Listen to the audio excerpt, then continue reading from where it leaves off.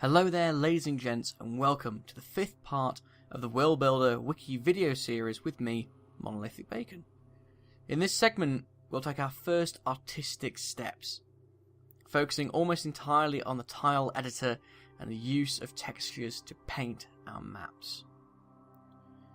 Now this step should be, for all intents and purposes, quite simple, and there's very little that I can teach here. If we go back to our map 2-player flood, you'll notice that there's a tool on the very top that says tile, and this is the texture tile painting editor. We'll simply call it the tile editor from here on in. Once you click on this, you'll be met with a tool that looks quite similar to the height map editor. The idea is that this tool is a paintbrush. It has a brush size, feather, and strength. But underneath that you'll see that it also has layers, and this is the key component of it. When you are painting your map with textures to cover the ground, you will have 8 different layers at one time that you can combine together in order to create whatever appearance you want. Now before we get started on this tool in any real detail, we should go straight onto these toggles here and select layer counts and chunks. Layer counts will bring up a small green number. It currently says 1 on every single 32 metered square, and the chunks will highlight each 32 meter square with a green outline. Now because of this, we can go onto overlay and we can toggle overlay to get rid of our 32 meter grid so that we can just see the current chunk outlier. Now the idea is that every single time you add a layer to each chunk there, you are adding a number. Because of the limitations of the tool and the amount of memory that using layers will take up, we can only use 8 layers per chunk, and that is important. You'll notice that that number will turn red as soon as you exceed that. However, if you wanted to use 12 different textures over the entire map, you can do, so long as you make sure that every chunk has no more than 8. For example, on our map 2-player flood, in the south here we have water, and we're going to expect gravel and mud and dirt. So therefore we might have more grass types and dirt all mixed together here and use 8 different textures in this area. Whereas in the north, we have no real need for mud. So what we're probably going to find instead is that we'll have cobblestones to go with our grasses and our maybe dried dirt, since there's no water around here. So you could easily have a combination of, I'd say, up to 12 different textures. Just make sure that per chunk you have no more than 8. What you'll also notice as well is at the moment we have one layer, and you will always start with a base layer, which is grass base. Now that can be changed immediately, and that's probably what we'll do first. But what you'll be able to do is add more and more layers to this, and every single time you add a new layer, you assign a texture to it and start painting as you wish. The order of the layers makes no difference whatsoever. You can easily paint the entire map over with a second layer, but as soon as you repaint with the first one, it will appear on top. So, to get us started, you'll notice that in the grass folder we have grass base, which is the one we started with, and it's not the best texture. In all honesty, there's not a lot of detail to it. So let's go on to dirt and find dirt cracked. Once you've made sure that your layer is selected, so this one is currently blue because it's the only layer, and you've left clicked on the texture that you want, hit assign. And it will convert the entire thing to that texture. If I wanted to pick a different one, let's say for example dirt base, and hit assign, there will be no traces of dirt crack left. It will all be removed. So let's go back onto that one because dirt cracked is probably the best one to start as a base layer. If you consider that from the ground up, we are looking at probably dirt, then stones, then mud, then grass. And that's how I like to build my palettes. And that's exactly what we'll do now. We'll build a palette to start our map from. If you look at this button over here, which is a grey rectangle with a white circle in it, you can add a new layer. And as soon as you click that, you'll find that the next layer has popped up, replicating the same one, but the texture will be purple. And that's because there is no texture actually assigned to this yet. left click on that texture itself, or at least the name, so that you know that it's blue and it is the active layer. And we can try and find a different texture to work with. If we look at this texture here, dry grass patchy, and click assign, you'll notice that a texture has now been added to the layer window. What we'll need to do now is paint it on our map and see what it looks like. If you just give a left click and drag, just to see the very basics of it, you'll notice that it's a nice basic grass texture with a lot of dirt in between gaps, and it blends in quite nicely with our cracked dirt. Before we go into any more detail though, let's add another layer and try and find something to finish off this ensemble. If we make sure that we've highlighted our third layer, go further down through grass and try and find grass mixed 06. If I assign that as well, and I just sweep this across the top, you'll notice that it's the exact same grass texture but without the dirt in between. That means we can combine these three together quite nicely and end up with a good palette just to get us started. You'll also notice now that the layer count has gone to 3, because we have 3 different textures in one chunk. Now let's go back onto our brush. This is an important part of the tile editor because it is very easy to accidentally leave sharp edges that don't look realistic. Personally, whenever I'm working with a tile editor, I'll turn the feather up to 100 anyway. I like the idea that I can smooth them together quite gently, and if I feel like they haven't really been painted deeply enough, I can just click again. I'll make sure the brush size is probably about 8, maybe 8 to 10, so I've got a decent size. You don't want to work too small at the end of the day. Also, you don't want to work too big. If it's too small, you're going to make loads of work for yourself, and too big, you don't really have much accuracy. The strength, however, is probably the next most important part. At strength 100, every single time that you click, it will completely overwrite the textures underneath it. Strength 100 is the maximum that it can be. If I move down to strength 33, for example, and I click once with grass mixed 06 over the dirt and the dry grass patchy, you will still see traces of both of them. In fact, you'll barely be able to see much of the grass mixed at all. I have to click maybe 1 or 2 times on top of that, and you'll start seeing that they are blending together.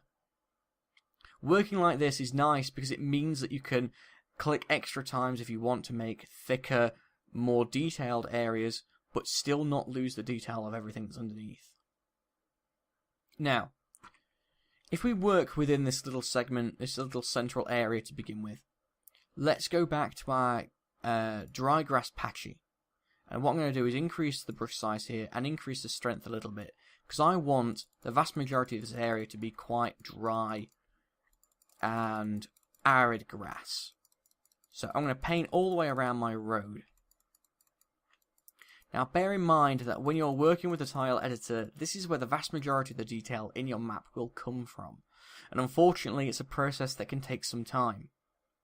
Normally, when I'm working on a 1v1 map, it can take anywhere from 20 to 25 hours to fully complete a map.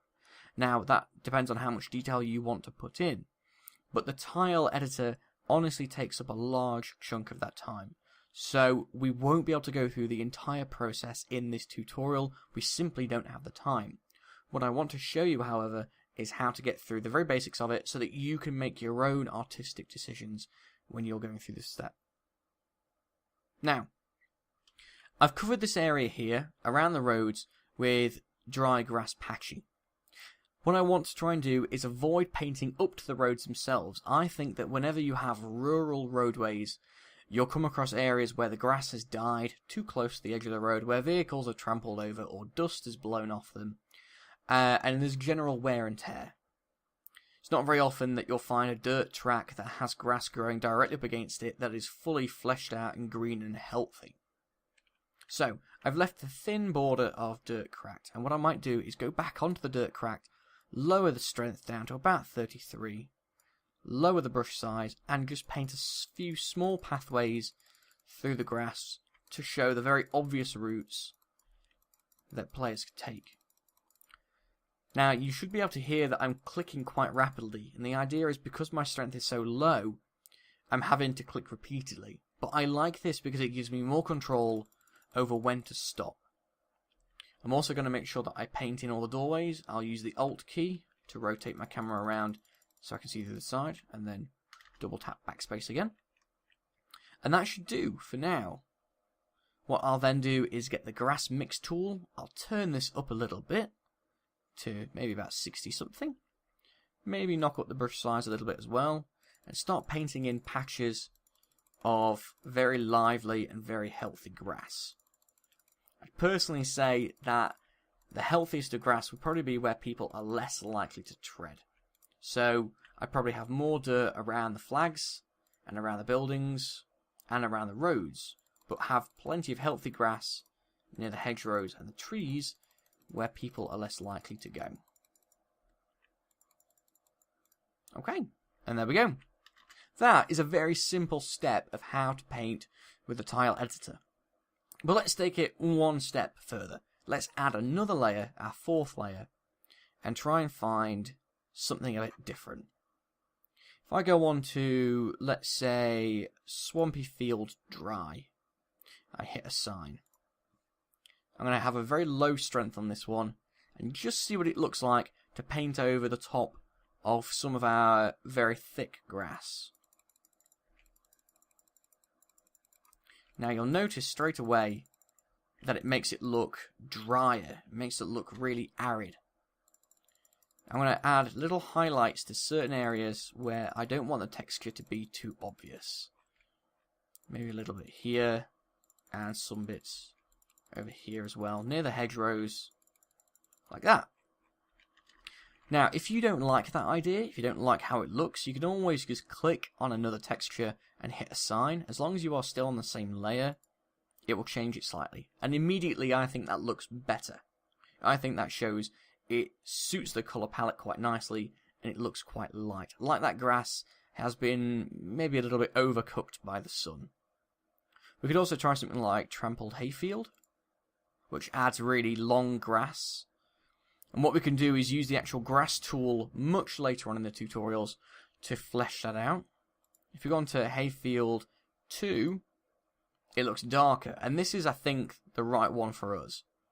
This is a very similar colour to the one we've already worked with, and it shows that there are some areas that have been left behind and have been allowed to grow quite wildly. What I might do, though, is just have a very low strength grass mixed 06 and just paint over the top of some of them just to take the edge off it. I don't want it to look too obvious.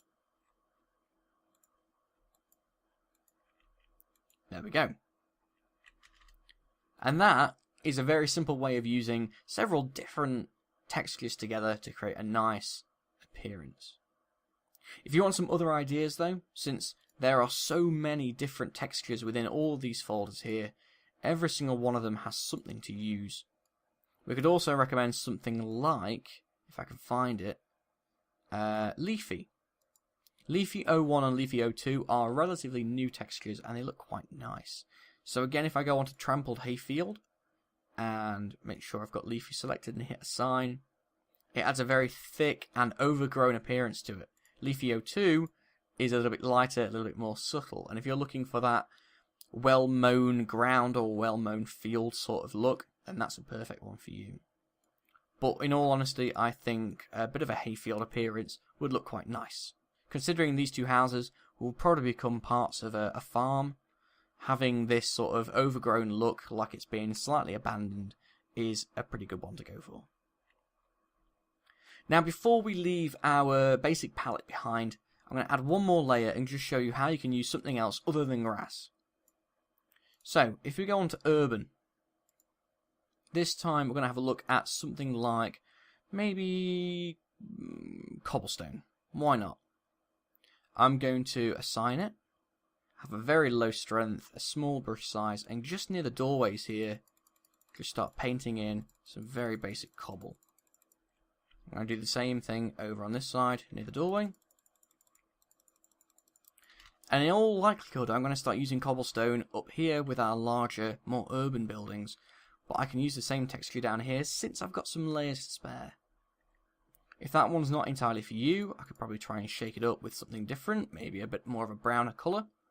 Or I could go for some of the new ones like Cobblestone 7 and Cobblestone 8. Cobblestone 8 itself looks very, very bright, very noticeable. So maybe something like Cobblestone 6, which is a bit darker, a bit smaller. But even that looks a bit too perfect. You can scroll through these as you wish until you find one that you like.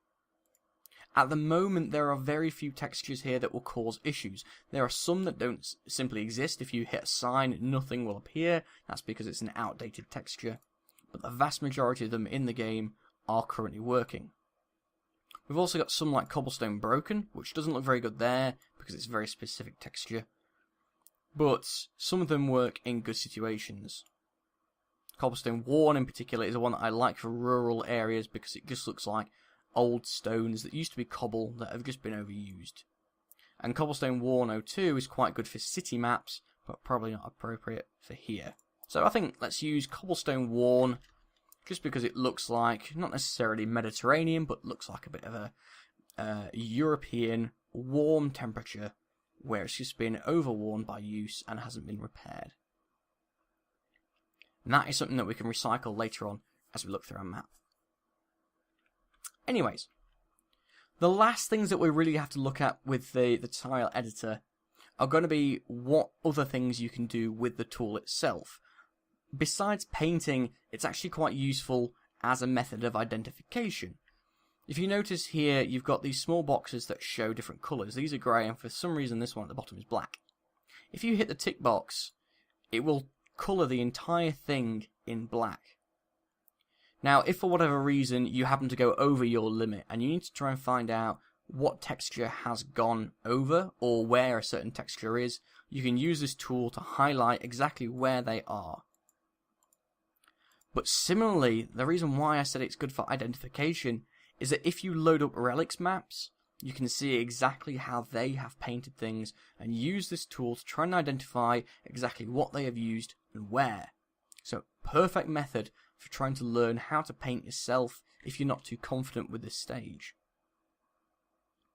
A final step for us though is to have a look at changing the actual size of the textures themselves. If you double click on the actual image of the texture itself, a little window that says layer properties will pop up.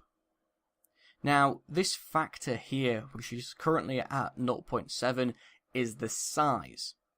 And also the tile rotation we'll go on to in a moment.